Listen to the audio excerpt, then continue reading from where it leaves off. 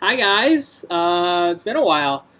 6 weeks, 7 weeks, something like that. I think maybe end of July might have been the last time I made a video. That was the last time I picked up new books. I picked up some new stuff a couple of weeks ago. I just didn't make a video.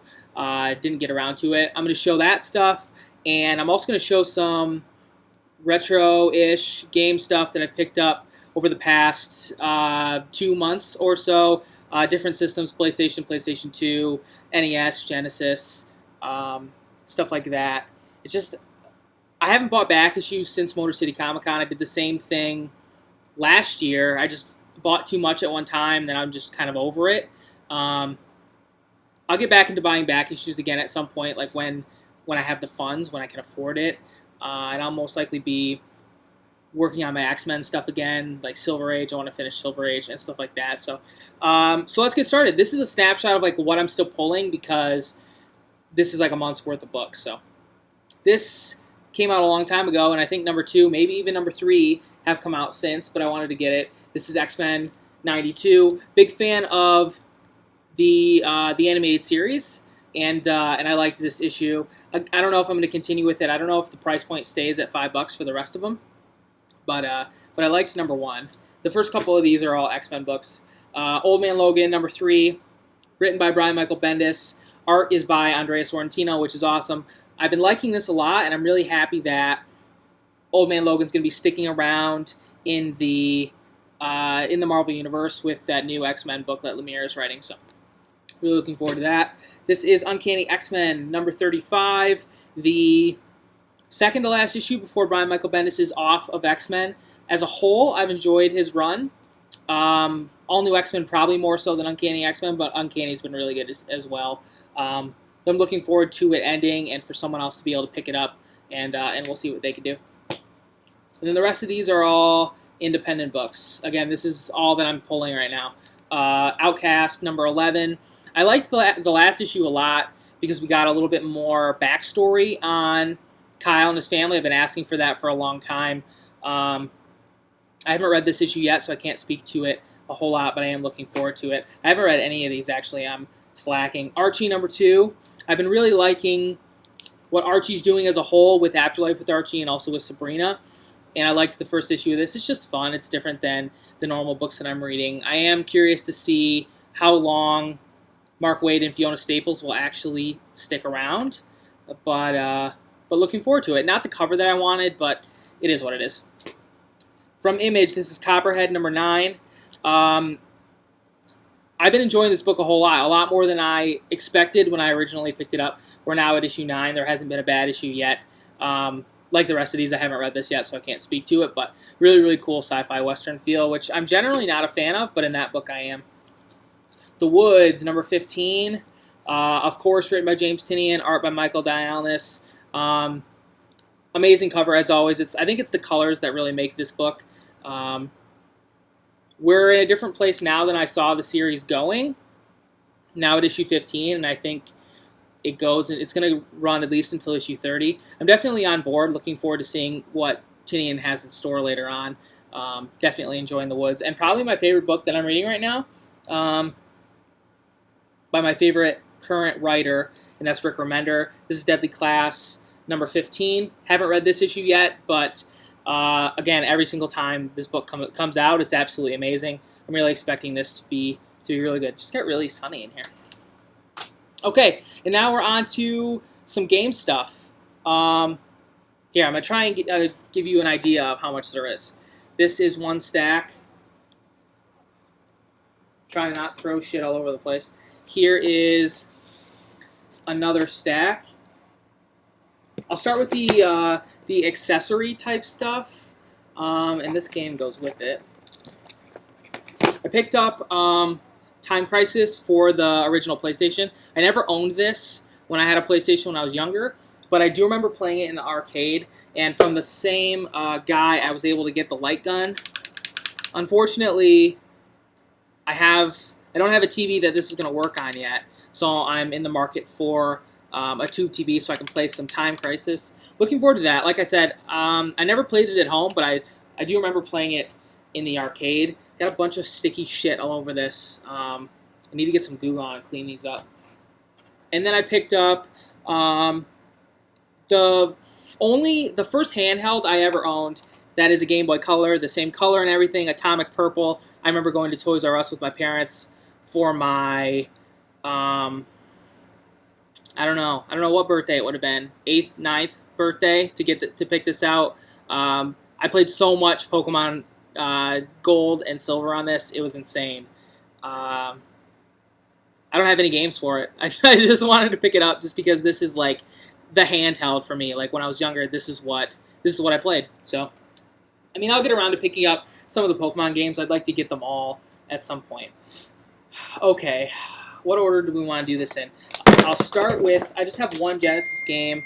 Of course, my phone is going off. I'll start with one Genesis game. My rule is, as far as Genesis goes, I only buy Genesis games in the box. I don't buy loose carts. But I got Mortal Kombat. I found this for like $6 or something. I never played Mortal Kombat at home, but my uncle had this, and whenever I went over to his house, like this is the first thing I would do is run and play Mortal Kombat. They had in the same spot. They had the second one also in the box, but it was missing the manual, so I passed on that. That's the only Genesis game. I only have a couple. This and Sonic, and I think I have Golden Axe as well. Okay, on to some NES games, and then I'll do PlayStation and PlayStation 2. How's that sound? Here's the stack of NES games. As far as systems that I collect for, I don't really think of myself as a video game collector because I don't spend a lot of time like seeking this stuff out. Like if I'm somewhere and I see a game that I want to play, I'll pick it up. Or if I hear someone talking about a game that I used to like and I want to pick it up and play it, I'm finding myself buying games more frequently now than I would have in the past. But I'm never going to be a person who just buys games just for the sake of having them. For me, it's always about my collection being a representation of my taste and who I am. So I'm only going to buy games that I want to play, or that I played when I was younger, or like that I want to check out. If it's something that I don't really like, after I buy it, I'll probably end up selling it or giving it to somebody else or whatever. So that said, NES games. One that I do remember playing when I was younger, there's not a whole lot to this game besides running around and punching and kicking shit, but that's Kung Fu. I don't think anybody can say that Kung Fu is not a sweet game. When I was younger, I never had a Nintendo. I didn't have any friends that had a Nintendo, but I did have, my cousin had a Nintendo, and we would go over to their house quite often, and this is a game that we would play. This is another one. This is Metroid. I don't think I ever did anything in this game other than run around and maybe get a rocket upgrade one time or something, but it was so fun. I never accomplished anything, but I just loved it so much. Super Metroid on the Super Nintendo is the shit, though. I need to get that. It's an expensive-ass game. There's a couple games here that I don't really know. I don't really know what the deal with them is, but I saw them at a dealer. There was a dealer who was selling them for like $2 a piece. One was $2, the other 2 or $3 a piece. And for that, I'm willing to pick something up and give it a shot. Like I said, if it's not my cup of tea or if it's not something that I like, I'll more than likely pass it along to somebody else. But I picked up Barai Fighter. It has a sweet-ass dragon and this guy with like a jetpack and a machine gun on the cover. Definitely going to check this out. The label is a little gross and it's super grimy, but this is one that was $2. Like I said, for that price, I'm willing to check it out and see if it's my thing. Picked up Dr. Chaos for the same reason. The label looks awesome.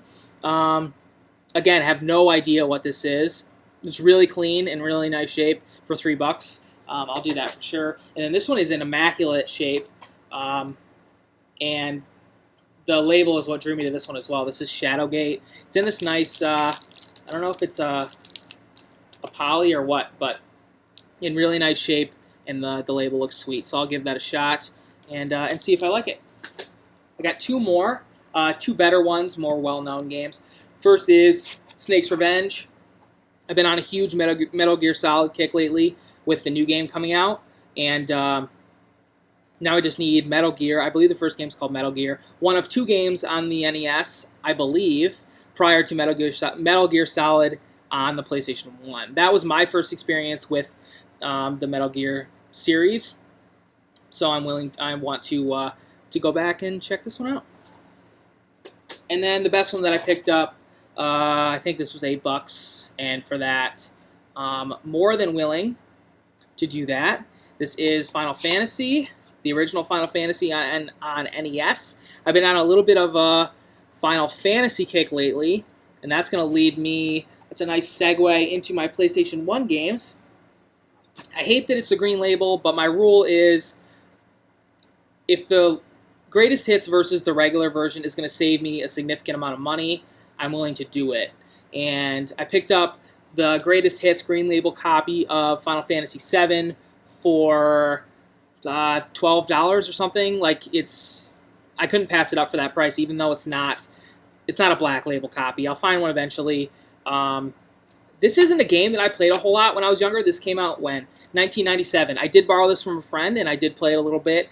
I think I was just too young. My attention span wasn't where it needed to be able to fully take in a Final Fantasy game. I've been replaying through this, and I'm enjoying it a whole lot. So, really liking Final Fantasy.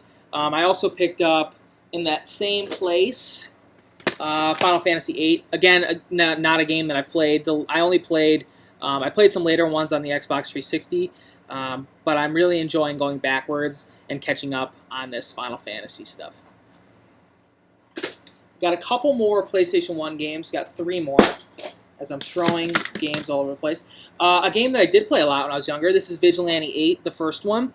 Vigilante 8 Second Offense is a better game. This is sort of a Twisted Metal knockoff. Your standard vehicular combat. Like I said, the second one is better. But because I played Twisted Metal so much when I was younger, me and my friend, we just sort of wanted a little bit of variety. And, and this is it. It's basically like a Twisted Metal game with, with different maps and different cars and stuff like that. So definitely would suggest checking it out if you like Twisted Metal. And I picked this up for, I don't know, $6 or something. This is Alone in the Dark, the new Nightmare on the PlayStation 1. My only exposure to the Alone in the Dark series was, I believe it was just called Alone in the Dark on Xbox 360. I like that game quite a bit. I'm a huge survival horror fan, so I decided to grab this. I believe this is a series that started possibly on the NES. I don't remember. But definitely looking forward to playing that. I love these double PlayStation 1 cases. Speaking of survival horror, a game that I upgraded, this is Resident Evil, the Black Label copy. There is a long box version of this that I would like, but I have this. The other version that I have is, where is it? I have the Green Label Director's Cut, so now I have both. I'll set that, the Green Label Director's Cut aside, and I'll either trade it or give it to somebody or whatever. But love Resident Evil. The second one, of course, is my favorite. But you got to respect the first one for what it is. Silent Hill is my favorite survival horror game of all time, though. Okay, on to PlayStation 2. As far as like the system that I played the most when I was younger, it's hands down PlayStation 2. Like, PlayStation 2 was my shit. I had hundreds of games for it. It's just I was the right age. Like, PlayStation 2 was, I got like a bar right on my face. PlayStation 2 was the system that was popular when I was playing games the most, if that makes sense. So it's a system that I'm really looking forward to picking up some more games for, some games that I played when I was younger. Midnight Club 3, Dub Edition, my favorite racing game on the PS2, even though this game is less about racing and more about making your car look sweet. But that's awesome. I love that aspect of this game. I played it so much when I was younger. I picked up a copy of Killzone on the PlayStation 2. This is, of course, I believe a later release, 2004. I never played this much, but as far as shooters go on the PlayStation 2, I think this is one of the better ones, so I'll give that a shot. I picked up, speaking of Metal Gear Solid 2, Sons of Liberty, and of course, like an idiot, these are games that I used to have when I was younger. But when the Xbox 360 came out, I took my PlayStation 2 to GameStop, and I'm like, take it all. I want an Xbox 360, and now I have absolutely nothing. So anyway, Metal Gear Solid 2, Sons of Liberty. Like I said previously, I'm on a big Metal Gear kick with the new game coming out, so wanted to play that. God of War 2. I don't have the first one. I didn't play this a whole lot. I had a friend who was sort of obsessed with it, and I'd watch him play. A game that is sort of similar that I played on Xbox 360 is Dante's Inferno. It really is a God of War clone. So I'm looking forward to playing this. I need to get the first one first. I picked up 2 Grand Theft Auto games. I believe there's San Andreas also came out on PlayStation 2 and Liberty City Stories, but I picked up Grand Theft Auto 3 and also Vice City. Vice City is my Grand Theft Auto game. Like, me and my friends used to put the cheat codes in and make your car fly and just like take your motorcycle off sweet jumps and crash into shit. Like, I've never beaten a Grand Theft Auto game in my life, but I've played a ton. And I don't know, I think that speaks to the replayability of this game because I didn't even touch the story and I played hours and hours and hours of Grand Theft Auto. It was just the greatest thing ever. So yeah, I'll probably pop in Vice City at some point, put some cheats in, and you know, do some sweet stuff. A series that I never played, surprisingly. Now I wish that I'd gotten into it sooner, but I picked up the first one. I'll give this a play at some point. This is Devil May Cry. I don't know how many are out now. 4? Is there 4 out? I know there's at least 2 on the PlayStation 2, so I'm gonna check this out. I believe this was meant to be like a Resident Evil game first, but it was too weird. It was too far out of what Resident Evil was, so they decided to make it its own thing. A terrifying action thriller from the creators of Resident Evil. And then, my hands down favorite game on the PlayStation 2. One of my favorite games of all time. Definitely top 5. Cannot tell you how much I love this game.